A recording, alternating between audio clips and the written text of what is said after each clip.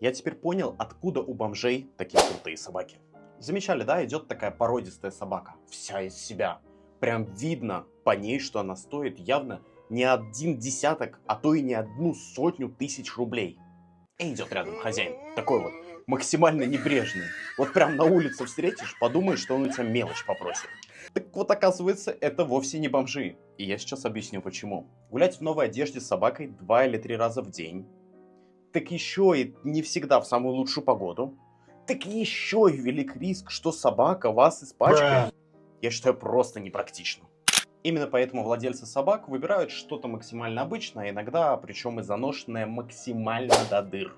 Эту проблему можно было бы избежать, если бы все владельцы собак знали про бренд Others, который делает максимально удобные и практичные вещи. И что самое главное, стильные. С таким луком и с собакой погулять, и в свет выйти не проблема. Артикулы прикреплю.